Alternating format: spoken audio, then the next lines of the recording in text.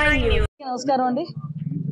గత 3 రోజులుగా బాలికా సదన్ లోని అమ్మాయిలు ఇబ్బంది పడుతున్నారు, వాళ్ళు బయటికి వెళ్ళిపోతామని చెప్పేసి కొంచెం గొడవ చేస్తున్నారని చెప్పి మీడియాలోని వాటిలోని కూడా ఆ రోజు నాకు డే ఫస్ట్ ని కూడా తెలిసిన తర్వాత ఇమీడియట్ గా ఆ రోజు నేను అదే రోజు కలెక్టర్ గారితోని అదేవిధంగా సిపి గారితో కూడా మాట్లాడడం జరిగింది.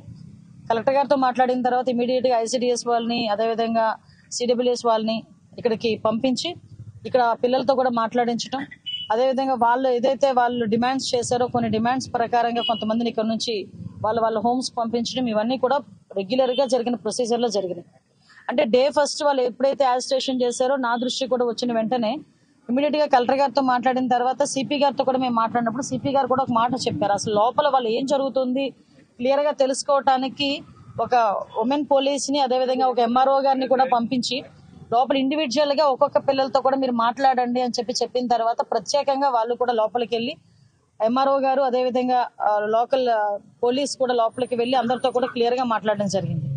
అయితే కొంతమంది పిల్లలు ఇక్కడికి వచ్చిన పిల్లల్లో అరౌండ్ ఇక్కడికి 53 to 60 మెంబర్స్ ఉన్నారు. మొన్నటి వరకు ఒక 60 మంది పిల్లలు ఉండేవారు. ఇప్పుడు అరౌండ్ 4 బయటికి పంపించడం జరిగింది, వాళ్ళ హోమ్స్ ఇంటికి పంపించడం జరిగింది. డిఫరెంట్ ఏరియాస్ నుంచి కూడా ఇక్కడికి వస్తారు. దగ్గర 13 జిల్లాల నుంచి ఇక్కడికి వచ్చే పరిస్థితి కూడా ఉంది. నేను చూశాను ఇందాక 2-3 మాట్లాడేటప్పుడు రాయ్పూర్ నుంచి ఒక అమ్మాయి ఉంది, జార్ఖండ్ నుంచి ఒక అమ్మాయి ఉంది. వీళ్ళు ఏం చేస్తుంటారంటే తల్లిదండ్రుల నుంచి తప్పిపోయో లేకపోతే తల్లిదండ్రుల మీద కోపంతోనో ఈ రైల్వే స్టేషన్ లో ట్రైన్స్ ఎక్కేసి లేక బస్సులు ఎక్కేసి ఇలా వచ్చిన వాళ్ళందరూ కూడా ఈ ఉమెన్ అండ్ చైల్డ్ వెల్ఫేర్ వాళ్ళు వీళ్ళందరూ కూడా వీళ్ళ టీం రెస్క్యూ చేసి ఇక్కడికి తీసుకొచ్చి పెట్టే పరిస్థితి. కొంతమంది ఇక్కడికి వచ్చిన తర్వాత కూడా కొన్ని సందర్భాల్లో వాళ్ళ అడ్రస్లు కూడా వాళ్ళు ఎక్స్ప్లెయిన్ చేయలేరు, చెప్పలేరు. కొన్ని సందర్భాల్లో వాళ్ళ పేరెంట్ తాలూకా ఫోన్ నెంబర్స్ కూడా వాళ్ళు మర్చిపోతారు. కొంతమంది చిన్నపిల్లలు కూడా ఉన్నారు. సో ఇటువంటి సందర్భాల్లో వాళ్ళకి 18 years వచ్చినంత వరకు గవర్నమెంట్ వాళ్ళ సెక్యూరిటీలో పెట్టుకోవడానికి వాళ్ళ పరిధిలో పెట్టుకొని వాళ్ళకి ఇక్కడ కూర్చొని ఇక్కడ ఈజీగా ఏదో పెడుతున్నాము హాస్టల్ పెడుతున్నాము అన్నది కాకుండా నేను లోపలికి వెళ్ళిన తర్వాత చూసి వచ్చాను. కంటిన్యూగా వాళ్ళకి చదువుకునే ఉద్దేశం ఉంటే గనక వాళ్ళకి కంటిన్యూగా 10th class కట్టించడం అన్నది ఓపెన్ స్కూల్స్ నుంచి అదేవిధంగా ఇంటర్మీడియట్ కట్టించడం అనేది కూడా జరుగుతుంది. అట్ ద సేమ్ టైం కొంతమందికి వాళ్ళ ఇంట్రెస్ట్ మీదుగా బ్యూటిషియన్ కోర్సెస్ నేర్పించడం, కుట్రులు అల్లికలు నేర్పించడం, ఇవన్నీ కూడా జరుగుతున్నాయి. వీళ్ళకి రెగ్యులర్ గా నేను లోపల పిల్లలతో కూడా మాట్లాడాను. రెగ్యులర్ గా వాళ్ళకి క్యారమ్స్ ఆడించడానికని స్పోర్ట్స్ ఆడించడానికని కొంతమంది డిప్లాయ్ అవుతుంటారండి. మేము ఇక్కడ బాగానే ఉన్నాము, కాకపోతే కొంతమంది పిల్లలు వాళ్ళ ఇంట్లోకి వెళ్ళడానికి అని చెప్పేసి ఇబ్బంది పడి మొన్న కొంచెం ఇబ్బంది పెట్టారని కూడా చెప్పడం జరిగింది.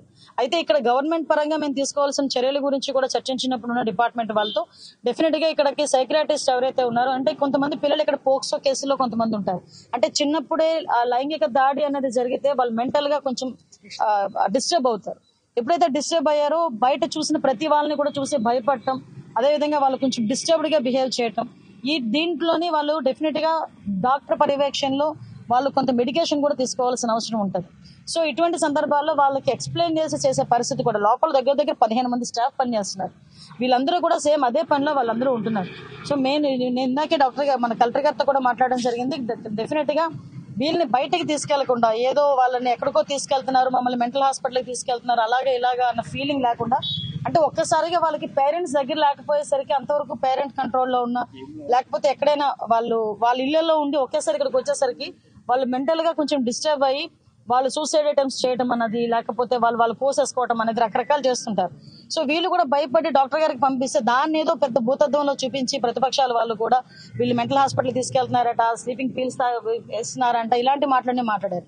అమ్మ చిన్న పిల్లల మీద రాజకీయాలు చేయాల్సిన అవసరం లేదు. మన రాజకీయాలు చేసుకోవడానికి చాలా ప్లాట్ఫామ్స్ ఉన్నాయి. అక్కడ రాజకీయాలు చేసుకుంటాం, అక్కడ మాట్లాడేసుకుంటాం, లేదు అనుకుంటే తిట్టేసుకుంటాం.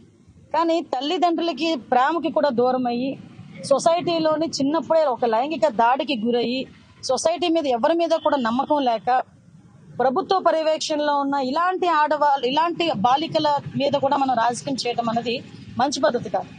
సో నేను ఒకటే హెచ్చరిస్తున్నా, అటువంటి పరిస్థితి ఒకటి గవర్నమెంట్ పరంగా మేము వాళ్ళకి తీసుకోవాల్సిన అన్ని జాగ్రత్తలు తీసుకున్నాం. ఆఖరికి హైకోర్టు నుంచి కూడా జడ్జి గారిని కూడా ఒకరిని ఇక్కడ విజిట్ చేయమని కూడా వచ్చింది. వాళ్ళు కూడా వస్తారు, విజిట్ చేస్తారు.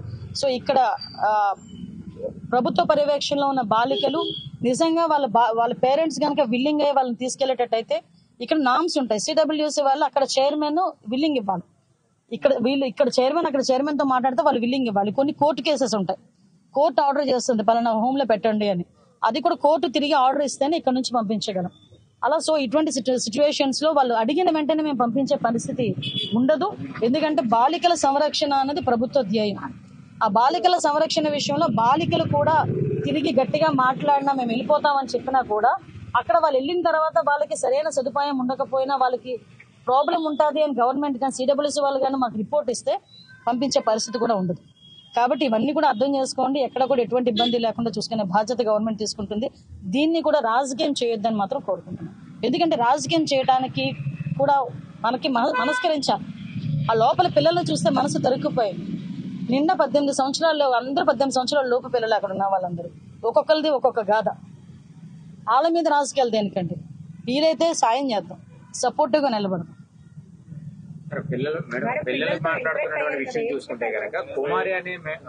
ఆవిడ ఆల్రెడీ విషయం తెలిసిందంటే ఆవిడని ఇక్కడ నుంచి పంపించడం కూడా జరిగింది. ఆవిడ ఇక్కడ అలాంటి వాళ్ళు ఎవరు లేరు. నేను మళ్ళీ వాళ్ళందరూ సపరేట్ గా లోపల స్టాఫ్ నందరినీ వేరేగా కూర్చోబెట్టి ఓన్లీ పిల్లలతోనే మాట్లాడాను. కాకపోతే ఆ విజువల్స్ అన్ని బయటకు రాకూడదు కాబట్టి మీకు ఇవ్వట్లేదు. వాళ్ళ పిల్లలు ఒకటేనండి. ఇప్పుడు పిల్లలు కొంతమంది చెప్పాను కదా, డిఫరెంట్ కేసెస్ లో వస్తారు. కొంతమంది పేరెంట్స్ సపోర్ట్ ఉండదు, కొంతమంది పేరెంట్స్ కావాలని అక్కడ అంటే బయటకు పెడితే వీళ్ళు ఏమైనా ఇబ్బంది పడతారేమో అని చెప్పి కొంతమంది పేరెంట్స్ దగ్గర నుండి వీళ్ళని హోమ్ లో జాయిన్ చేసే పరిస్థితి. కొన్ని కేసెస్ లో పోక్సో కేసెస్లు, ఒక్కొక్కరిది ఒక్కొక్క బాధ. నిజంగా కడుపు తరుక్కుపోయిందండి. కొన్ని సందర్భాల్లో పేరెంట్స్ కూడా రెస్పాండ్ అవ్వట్లేదు. 13 జిల్లాలు